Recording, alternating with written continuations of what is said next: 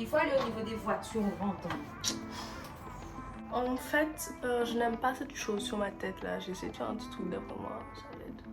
Salut tout le monde, j'espère que vous allez bien. Alors aujourd'hui on se retrouve pour une vidéo. Normalement cette vidéo sera un peu en retard d'une journée parce qu'en fait je suis chez ma soeur et en fait je pourrais pas poster la vidéo samedi. Du coup dimanche sûrement je posterai la vidéo, je verrai qu'est-ce que ça donne. Aujourd'hui on se retrouve pour une vidéo qui m'a beaucoup été demandée en fait suite à ma vidéo One Day One Custom. Du coup en fait c'est la vidéo où je vous montre un peu comment j'ai fait, que je vous explique, que je vous montre, que je montre qu'est-ce que j'ai utilisé, etc.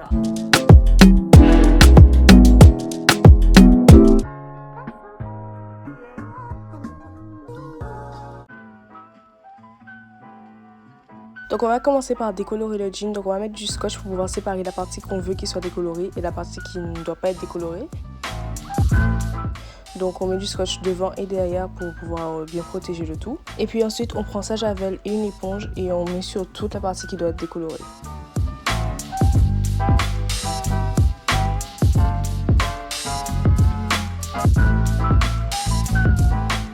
Moi vu que j'ai de la javel en gel, je vais mettre devant et derrière, comme ça je suis sûre que tout sera décoloré comme je veux. Moi personnellement je l'ai laissé poser pendant 3 heures la javel et en fait après ça j'ai lavé à la machine en cycle normal. Et j'ai recommencé ensuite parce que je voulais que ça soit totalement blanc.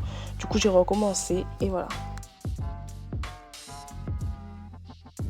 Donc maintenant on va passer à la découpe de la jupe. Donc moi je l'ai enfilée, j'ai mis du trace de scotch pour savoir environ où est-ce que je voulais la couper, enfin la taille à laquelle je voulais la mettre. Du coup on va découper à ces endroits-là, donc entre les jambes et à la partie devant.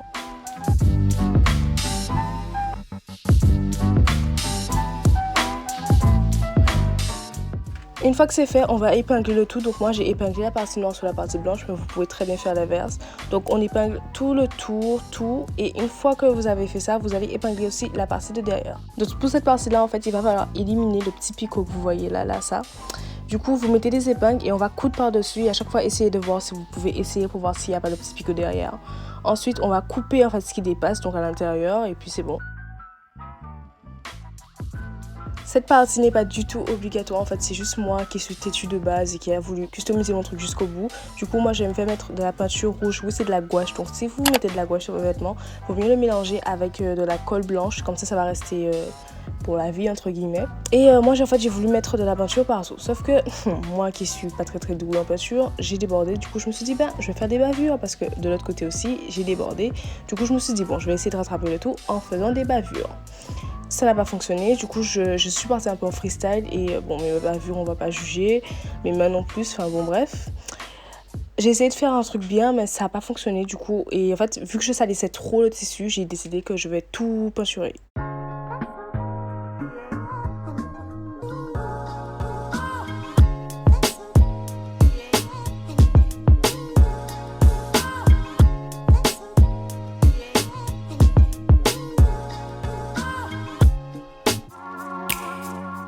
Pour ce t-shirt, je sais pas comment vraiment expliquer ce que je fais là en ce moment en fait, mais je mets juste mes doigts au milieu et je fais tourner le t-shirt autour pour que ça puisse faire un cercle, enfin un rond en fait. Ensuite pour pouvoir garder la forme en fait j'ai mis un élastique en vertical et le deuxième en horizontal. Bon le deuxième c'est pas vraiment un élastique mais bon c'est juste un truc pour tenir. Donc une fois que c'est fait, je vais utiliser la peau d'un oignon, enfin de plusieurs oignons plutôt, pour pouvoir colorer mon t-shirt. Donc je fais infuser le tout dans de l'eau. Là l'eau n'est pas encore chaude donc c'est pour ça que je mets ma main dedans. Une fois que je le mets à chauffer, ça fait une petite couleur dans l'eau que je vais mettre sur mon t-shirt. Une fois que c'est fait, on va laisser poser pendant peut-être 10 minutes. Ensuite on va mélanger de la javel et de l'eau pour que ça fasse l'effet tie and dye. On laisse poser pendant 10 minutes et voilà le résultat. Une coloration, un tie and dye pour pas cher.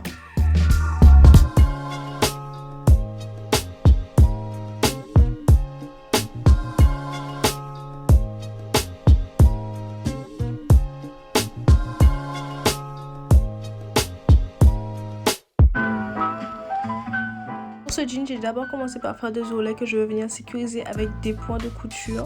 Donc j'en fais un en bas, un en haut, comme ça c'est bien sécurisé. Ensuite on va peindre l'ourlet. Donc une fois que c'est fait, en fait, je vais venir peindre des petits détails. Donc là où il y a les poches, là où on met la ceinture.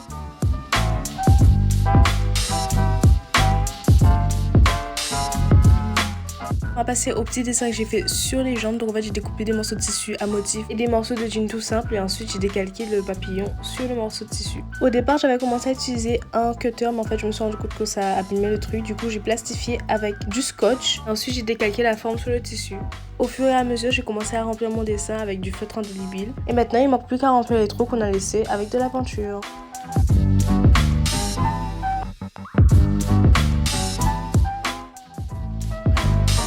Maintenant, je vais disposer mes tissus pour savoir à peu près où est-ce que je veux les placer, sur la cuisse, sur la jambe, etc.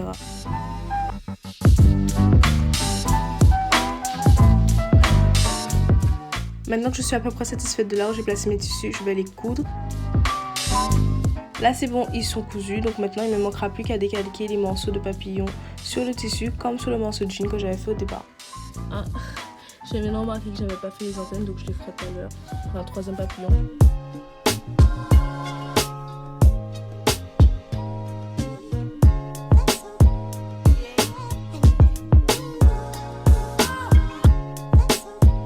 Donc ça, je pense que ce sera celui qui sera le plus rapide entre guillemets. Donc en fait, il suffit juste de prendre les manches de votre pull, de les croiser dans le dos et de bien serrer pour que ça puisse être bien ajusté à votre taille. Ensuite, on fait rentrer une manche dans l'autre, donc peu importe, droite, gauche. On l'enroule autour de l'autre, ça peut se faire un petit truc propre. Et on a juste à coudre ça. Pour coudre ça après, il faut le retirer. Et ensuite, on a juste à faire 3 points au niveau de la poitrine pour faire un petit effet comme ça. Voilà.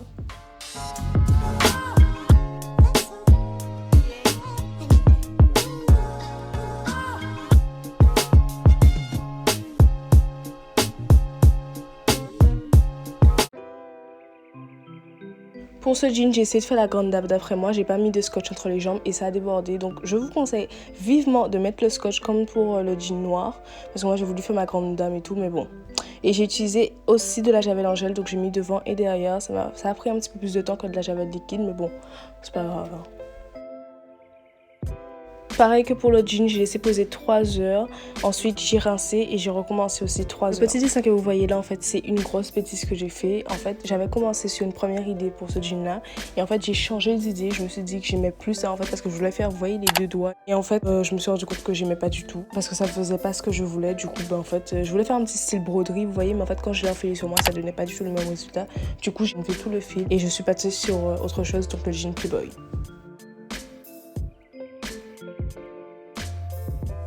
Donc j'ai décidé qu'en fait sur la pâte blanche j'allais faire des petits playboys que j'ai pris sur internet. Moi je les ai scotchés après découpés, comme ça c'est plus facile, je pourrais les réutiliser. Donc une fois que vous les avez disposés partout, vous avez tout décalqué, on va passer à la deuxième jambe. Donc moi je vais écrire playboy en toutes lettres. Donc une fois qu'on a écrit, en fait on va mettre du scotch. Bon ça je vais peindre dessus, du coup on le verra pas, ne vous inquiétez pas. Donc on va mettre du scotch à l'extérieur des lettres pour que ça ne puisse pas déborder, que ça puisse se faire bien propre. Une fois que c'est fait, vous choisissez vos couleurs, vous les mettez où vous voulez et il manque plus qu'à retirer le scotch et c'est fini. Voici le résultat pour la pâte Playboy et là la pâte où c'est écrit Playboy du coup. Alors explication, ça en fait c'est que même ici en fait ça me fait la même chose. Qu'en fait la peinture elle est trop liquide, du coup ça passait sous le scotch, là ça m'a fait la même chose. Du coup je vais essayer de trouver une solution pour pouvoir le retirer, je réfléchirai.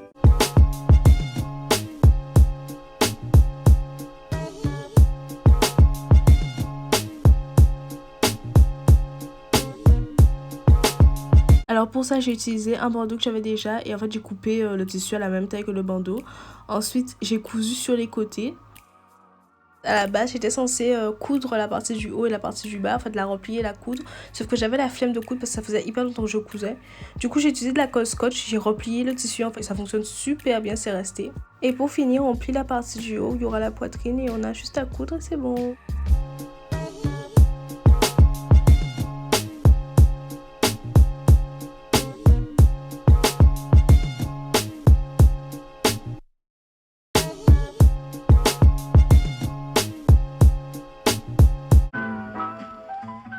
Pour la blouse de physique chimie, ça sera très simple en fait. On va juste commencer par découper la veste, donc au-dessus de la poche. Une fois que c'est fait, on va passer à la partie du bas qui va faire la jupe. Donc on va retirer les poches. Donc moi j'utilise en fait un découvite. C'est comme ça qu'on appelle ça. Enfin je sais pas s'il a un nom spécial, mais c'est un découvite.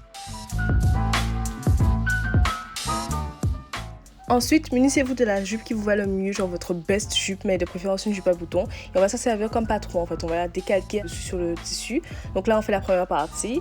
Ensuite là on va faire la deuxième partie de devant également, donc cette partie là. Une fois que c'est fait, on va passer à derrière, mais surtout ça c'est très important en fait, il faut rajouter en fait 1 cm de plus pour pouvoir coudre dessus. Comme ça en fait ça fait un petit effet propre nickel. Donc là on passe à derrière, on va couper la partie de derrière, on va rajouter aussi les centimètres. Et une fois que c'est fait, on va tout assembler ensemble. Donc on va assembler les deux côtés. Une fois qu'on a tout cousu ensemble, en fait, on va venir replier les bords. Donc là, j'ai déjà commencé. On va replier les bords de 1 cm qu'on avait fait pour que ça puisse avoir un petit effet plus propre. Bon, je sais, moi, j'ai utilisé du fil orange. Je me suis dit que ça allait faire un petit style, mais pas du tout. Bon, ça se voit pas trop à l'extérieur, mais bon, c'est pas grave.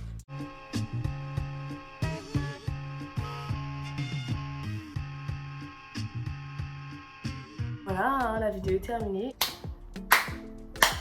Si vous voulez des explications pour cette chose, c'est que ma copine Lindsay l'a fait. Je me suis dit, ben pourquoi pas? Du coup, je l'ai fait, sauf que Laurie la peureuse n'a pas voulu contaminer ses cheveux avec du décoloration, etc. etc.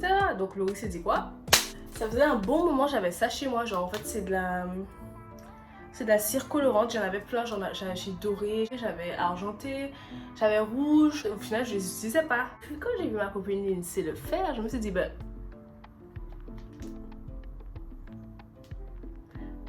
Sauf en fait, c'est jaune. Enfin, je sais pas, j'aime pas trop. Bon, moi, je sais que si parce qu'en fait, je voulais faire ça à la base. Pour de vrai, dans la vraie vie, genre avec du vrai tout. Mais maintenant que je l'ai sur ma tête, je me dis, bon, c'est pas mon meilleur atout, quoi. Genre, ça, je me trouve moche avec, donc bon. Ah. Du coup, voilà, j'espère que la vidéo vous aura plu. N'hésitez pas à laisser un pouce bleu, s'abonner, activer la cloche. Vous connaissez déjà tout le blabla. Bisous!